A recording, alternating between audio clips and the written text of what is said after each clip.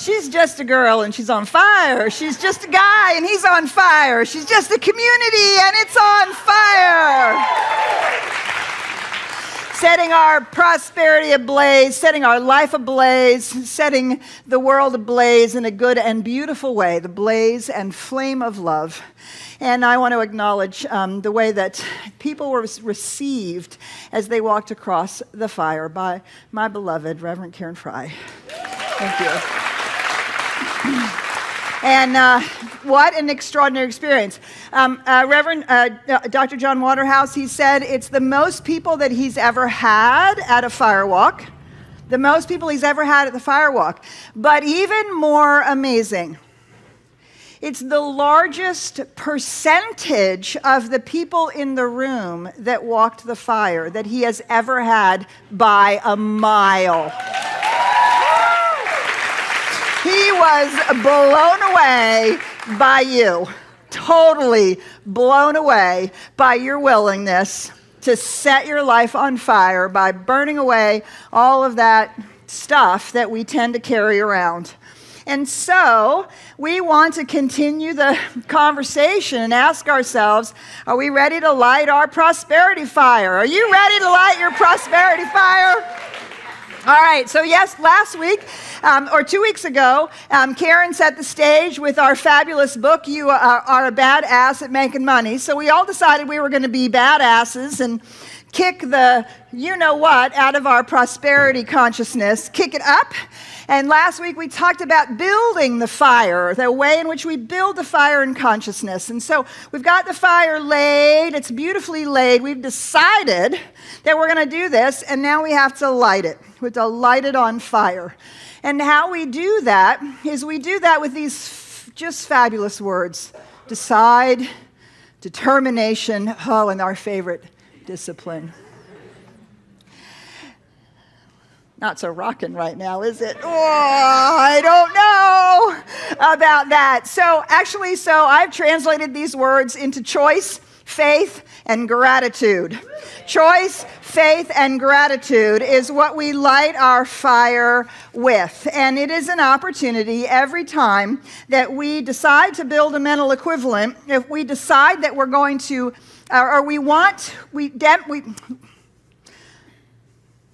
we understand that we have a new desire, or we want to grow our desire, or there's something that we want to do, right? We have to listen to what that is. We have to listen to what that is. We have to hear the press of spirit and life as it's seeking to explode into expression as us. But that's not enough, is it?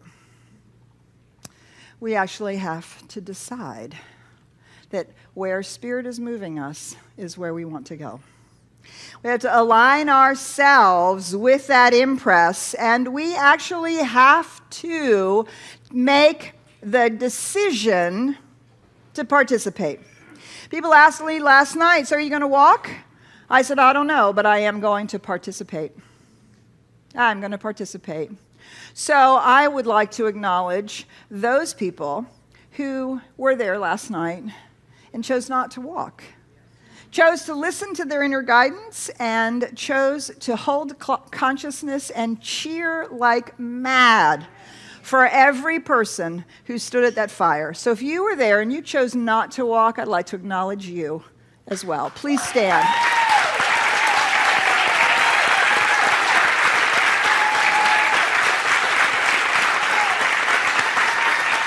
Beautiful. Because, where you want to go might not actually be where everybody else is going. And this is not about being in a line of lemmings. This is about every time we do something and we move forward, we do it because we've decided where we want to go. Now, in both this book and in The Science of Mind, we say this really interesting thing. It says you can't have everything, but you can have anything. You can't have everything. I mean, we like to say that, you can have everything. The problem is we try to have everything all at once. And we want it all now. So we want to like study for our PhD and be a CEO and stay at home and raise our family and go to school and travel and, like have a buff body and go to the gym every day and eat everything that we want all of the time. Oh, yes, and meditate. You can have any of those things. You can have any of those things. But we do actually express in the space-time continuum. And what's the difference between trying to have everything and trying to have something? We choose. Deciding gives you and the universal law focus and direction. And I think this is just one of the most interesting things. Right? We teach in this philosophy that you are a choice. That it is the power of your choosing, the choosing of your thoughts, your words, your actions. You are responsible for those, and those will co-create with the universal law your life. And I can't tell you how often I hear people say one of two things. One is, I don't know what to choose. I don't know what I want, and I don't know what the best choice is. Actually, I hear a third thing, and that is, I don't want to limit my options. But, like, if we don't limit our options, do you see we're like that little person standing on the... That's like going up to the ticket counter and saying, I'd like a ticket, please. You're going into the travel agency, you sit down, and you say, could I have a ticket, please? Bus, train, or plane? East or west? North or south? Tropical, mountains? The ticket agent is not going to write you a ticket for that fabulous vacation unless you choose. Unless you decide that in this trip, this is what you're going to do. Not that in your next trip you can't go someplace else. Do you see that? That's the point. And so we have this false idea that by actually going for something, we're somehow limiting our options. No, in fact, what we're doing is we're blazing the trail and we're setting the direction for the universal law to be able to move. Otherwise, it's like, could you make up your mind? Okay, oh, no, wait, you said you were, I don't know. This is what the law's doing. Right? And there we stand. So one of the first thing about this now setting our mental equivalent that we've created and our belief that we live in an abundant universe and that we can, in fact, create a life that works for us and that we can create a world that works for everyone is that we have to choose that something that we are going to set on fire. That we are willing to give our time, energy, and attention to, that we are going to focus on. And of course, what we know, one of the primary things that we teach is that what you focus on grows. So here comes the second thing. I don't know. I can't decide. I don't know. Oh, what does the universe say? I guess you don't know. Okay, you're right. You don't know. You're right. And I think what often happens is that I don't know is actually a smoke screen for it scares me so much I'm not willing to say it out loud. I'm going to walk on fire. What? And so it can be a smoke screen for our unwillingness to actually step out and decide and claim, choose that thing that seems so big and scary. Now, and then the third thing I can see I sometimes do it. I want to know, is this the best decision? Is this the right decision? Is this the best decision that's going to allow me to express all that God came here to be as me? And what are we really saying when we say that? Could I have an unconditional money-back guarantee that this is going to work out, that I'm going to be successful, and the result will be that I am happy? And unless I get that guarantee, I'm not doing it. Yes? So is this the best or is this the right thing for us to do? Is a smokescreen for our masquerading? It's right, it's where we're thinking we're trying to decide, but actually it's just our fear that is masquerading as a desire for a guarantee. We want to be safe, we want to be secure, we want to be certain, we want to know it's going to work out. Well, some of us walked up to the fire and looked at it, blessed it, and said, yeah, not so much. Or we said, not today. Or we said, this isn't mine to do. Or whatever it is that we chose, right, to say. And some of us walked up there and walked back and walked up there and walked back and went for it. But we have to simply, at some point, decide. And we will know whether it's a decision that's in alignment with who we came here to be, that's in alignment with that new urge that's seeking to express itself as us, that thing that feels like it's so out there. We'll know whether this choice is getting us closer to that or further away, right? And that's the good news, is that we can, in fact, keep deciding. We can keep choosing until we feel like we really are on that path. Now, well, Karen, I'm so grateful that you printed out my slides. It just doesn't seem to be all of them. So we'll make it up as we go along. How's that? I'm so grateful. I'm grateful that I got the slides I got. It's good. All right. So once we decide, right? Once we decide, this is where I personally annoy everybody that I know. Once we decide, we have to become doggedly determined, like a pit bull. No, really, that's what we said we were going to do. Remember that? We said we were going to do it a year ago? Oh, no, we said that we were going to do that 2 years ago. No, we're still on the path. No, we can't do that. No, we can't. No, because we said we were going to do this. Right? And how often do we start to waver? We wander. Oh, that looks good. Oh, squirrel. Oh, shiny object. Oh, wow, look at all that money. Oh, my God. I think shall I just pick it off the wall? Are we on our path? No, we're not. We're not going in the direction that we decided, right? So determination, and I love these two images. These are images that have spoken to me my whole life of determination. Flowers that simply find a little crack in the sidewalk, and by God, they're going to grow there whether you like it or not. You know, a weed is just a flower that's growing someplace you don't want it to grow. That's all a weed is. And that's the lone pine on 17 Mile Drive looking over the Pacific Ocean, battered by the wind and the waves, and there it stands. And, you know, when I put these slides into the slide show, I thought, wow, both of them are alone, aren't they? Yeah, and you know why that is?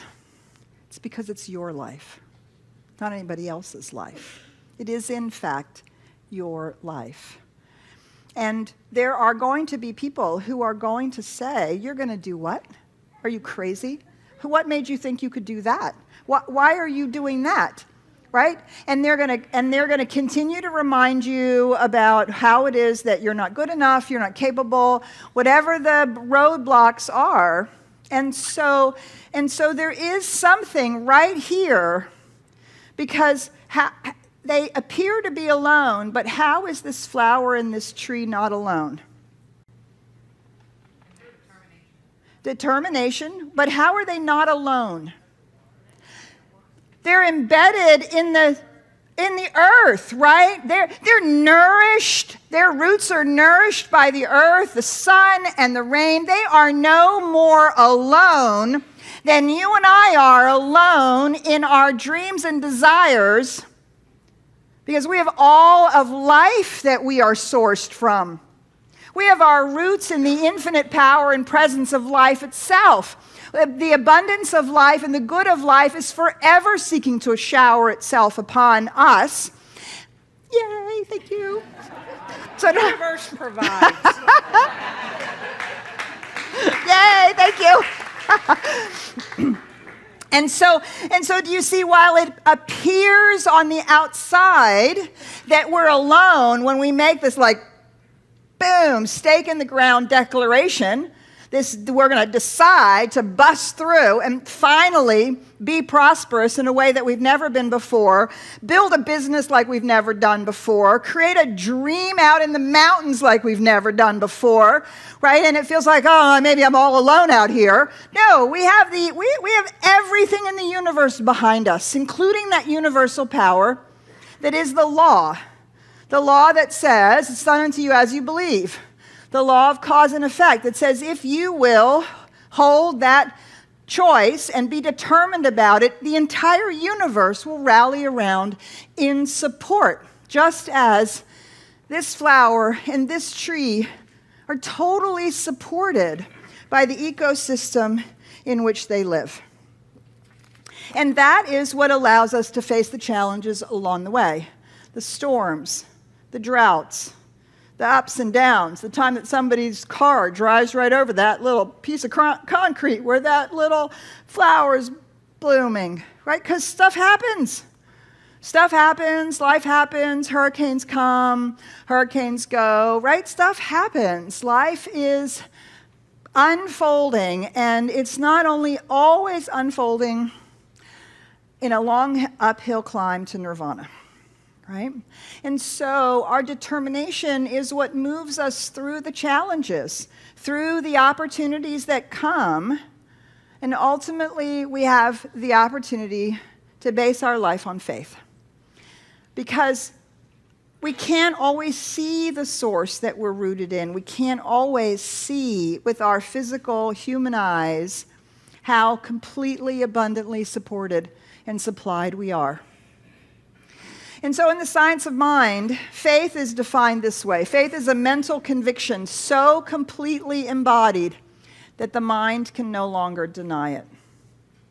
Faith is a mental conviction so completely embodied, right? Felt, lived, experienced, not just, oh, I think I'm going to go do such and such. Faith is a mental conviction so completely embodied that the mind can no longer deny it. Faith is complete when it is both a conscious and subjective acceptance, right? That means that we believe it. We're not just saying it, we believe it. Faith means a belief in the presence of an invisible principle and law which directly and specifically responds to us. We have made the choice. We've said, that's where I'm going. We've picked the plane. We've picked the train. We've decided which direction we're going in. We've decided what it is we're going to manifest. And we understand that there is this universal law into which we are rooted, from which we are sourced, whether we can see it or not. And of course, how we see it is by trusting it. And every time that we trust it, we see how it works. And our faith grows. And our faith grows. And our faith grows. And so our determination is bolstered by our willingness to stand in this deep and profound faith, or trust, as I like to say. Now, there's two things that are needed for us to really move into this place of faith, to trust this universal presence. And they are, we have to face our fears that are lying to us, and we have to find the passion that's compelling us. Because, oh, I think I'm going to manifest a new business is probably not going to do it. Oh, that sounds like a good idea. Okay, I'm choosing to manifest a new business. Yeah, I think that's a good idea. Yeah, not so much, right? Doggedly determined, utterly committed, no matter how many times the permits are, no, you can't do it that way, you got to go rewrite the plan, right? We know all about that. We've been there, done that with this whole space. But what causes us to move through our fear is that we find our passion, right? That's what sets it ablaze, the passion. And that's that inner urge. That's the universe as you wanting to be something, do something. And it could be as simple as bringing more love into your office. Could be as beautiful as finding a new way to be in relationship with your family. It could be as big as building a multi-billion-dollar business or healing the planet. Do you see? It's your passion. It's your passion. It's the one that resonates. It is in alignment with who you are. But you can have that passion all you want if you allow your fear to keep telling you can't do it. I'm passionate about this. No, you can't do it. Who do you think you are, right? So we have to face those fears, and we have to walk through them, around them, over them, whatever it is that we need to do to see how they are not the truth. Our fear is simply our withhold. It's our withhold from life. It's our withhold, our unwillingness to let our light shine so bright and so big that we just burst out of our shell. It's our stories about how it hasn't worked in the past or how we're not supported or whatever it is. And it's all of our beliefs and limitation, right? Those are all the ways in which our fear is masquerading. It's just fear. That's all it is. And so we find our passion to walk through the fear. Now, for me, I really didn't know yesterday whether or not I was going to walk. Karen had walked. She was all excited. She was all excited about seeing you guys walking. I think she had a complete belief that I was going to walk too. And I was like, oh, yeah, fire's my element. Come on, I'm an Aries with a Leo rising. I'm like all about fire, right? I have more fire this morning, right? Did you see? And so I thought, oh, piece of cake. Yeah, piece of cake. Plus I'll show them how it's done. Which you knew right there. Well, that was the clue, wasn't it? Oh. And I walked up to that fire, and I saw my beloved across the way, and I thought, wow, this is not mine to do. I don't know if that's forever or just this particular walk, but it was so clear to me, this is just not mine to do. It's not mine to walk. And Karen and I talked about, we would maybe alternate catching people. We would, be at the other end. And I made my way around to the other side. And, Karen was there and John would help every once in a while. And she was like so in her element. I realized that wasn't mine to do either. And then I watched. And I found my passion, which is to help you walk across the fire.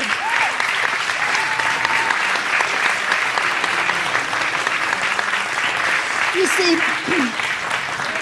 that's what's mine to do.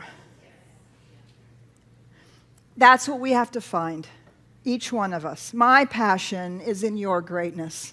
My passion is in your light. My passion is for you to stand there and walk or not as you choose. For you to fly or not as you choose. For you to build the prosperity or the business or the home or the whatever it is as you choose. Because as you choose is the universe choosing as you. That deepest desire is spirit showing up as you. And when you choose that, you are choosing yourself and the divine at the same time. Actually, you're just divinity saying yes in that moment, right? Finding our passion, facing our fear. I had a moment, well, what do you think Karen will think if I don't walk? What do you think the community will think if I don't walk? Right? Split seconds of moments. But it wasn't, do you see? When we're listening and paying attention and deciding what's innermost true, those things come and go. There was no place for them to land and nowhere for them to take me. Does that make sense? Right? And I watched some of you just walked right up in the fire and you were like, boom, I'm walking. Right? Yeah. That's the determination to be who we are and to let our light shine. And finally, this oh so lovely word, discipline. And I've spent a long time making friends with this word, discipline. You know, for me, discipline usually meant punishment when I was a child, and then it meant like this, I don't know, then I got all spiritual, and it meant like I was supposed to meditate 5 hours a day, and I couldn't figure out how to do that and feed my son at the same time. You know, it was like, I don't really get this whole discipline thing until I really, really understood that primarily, fundamentally, this is the discipline of consciousness. This is the discipline of consciousness. It is, as Mary Baker Eddy says, standing at the portals of my mind and choosing what goes in and what comes out. And as Dr. John said, our feelings are no more facts than our thoughts. They simply show us where our fear lives. That's all they do. And so the discipline is in paying attention, being absolutely present in that moment. This is not mine to do. Stepping away, watching, being, listening, being present, absolutely willing to decide, that's mine to do. Do you see? That's the discipline of our consciousness, and not allowing ourselves to get pulled off into the drama and the what ifs and the, all the stories and the withholds that we have. So the discipline begins with no excuses. You could write these down. These would be worth writing down. No excuses. No complaining. No whining, another way of saying it. No excuses, no complaining. Excuses and complaining fritter away your passion and your determination. They're all the ways in which you undercut yourself. Well, because of this. Well, it's not. I didn't really. No excuses, no complaining, and no second guessing yourself. Stepping back from the fire and no second guessing yourself. Maybe I should walk. Maybe I should. No. Do you see? No second guessing yourself. And no talking about it. Okay, I have two things to say about that. First of all, don't talk about it to people who are going to, run you down, run the idea down, think you're crazy, blah, blah, blah. Just stop doing that. You don't need their approval.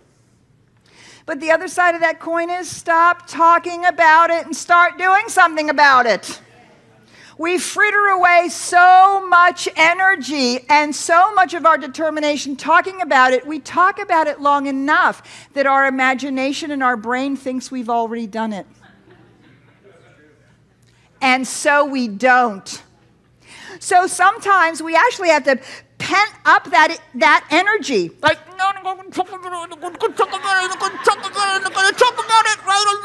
and then where does it have to come out? In action. That's the only place it can come out. So just stop.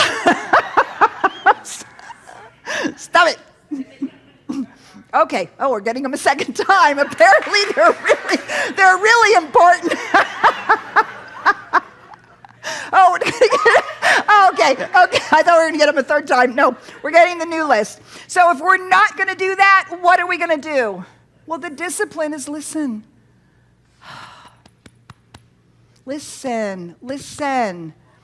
Listen to heart and mind and not to the cell phone. Don't listen to the cell phone.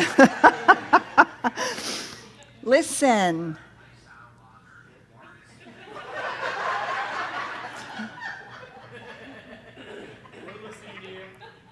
Or maybe it's a message from God. Who knows? Maybe we should listen. And that's true. Sometimes the message comes from, for me, it's sometimes a phrase in a song, or just that one really annoying thing that somebody will say to me, and I just can't believe you just said that and called me out. Right? But to listen, and to listen to that inner urge, that inner push, to speak in alignment with our choice and our determination. I'm going to build this new business. We don't go speaking over here about how hard it is and how there aren't any loans and how nobody thinks it's a good idea. Do you see? Our speaking has to be in alignment with our decision and our determination, to have the discipline only to speak about the vision, where we're going, what we're doing, and really holding true to that through the challenges, through the fear, and to act. We actually have to put the pedal to the metal. You have to do our spiritual work, and then you have to move your feet. The action has to be in alignment. It has to be in alignment. I'm going to build a new business, and I'm going to do all this stuff. Oh, I'm going to the bank thinking I could maybe have a loan. Right? Our actions then have to be in alignment because we know what our source is. We've decided what we're going to choose. We have the determination to go for it.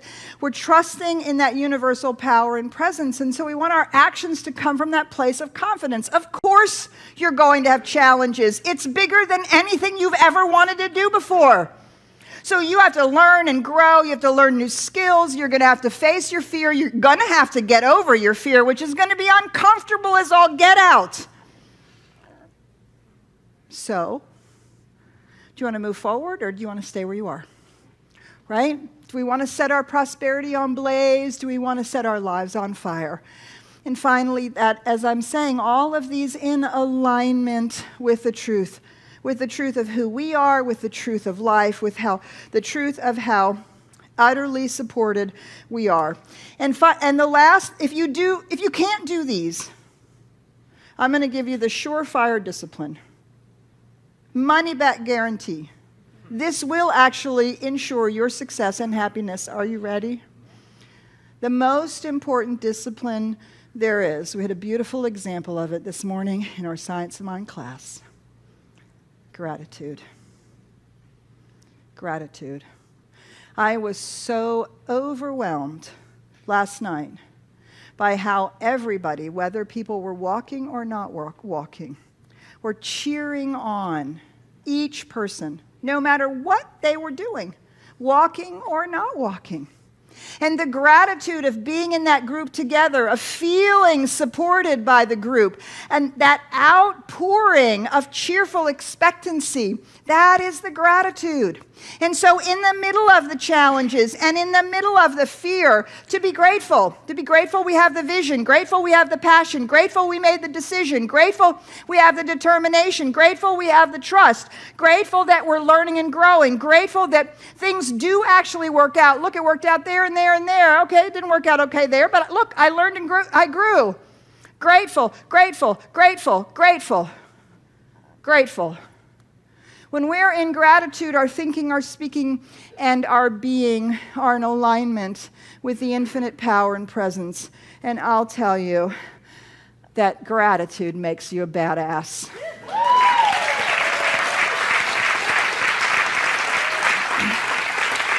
Gratitude makes you a badass. And you walk on fire.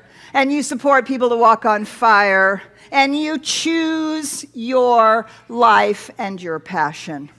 So choose faith or trust and gratitude. These set your prosperity on fire. Let's set it ablaze together.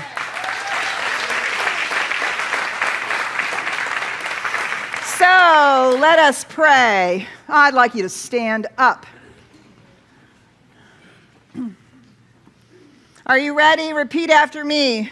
I set my prosperity on fire. I set my prosperity on fire. I choose my life. I choose my life. I trust in the law. I trust in the law. I am grateful for the love. I am grateful for the love. My life is on fire. My life is on fire. And so it is. And so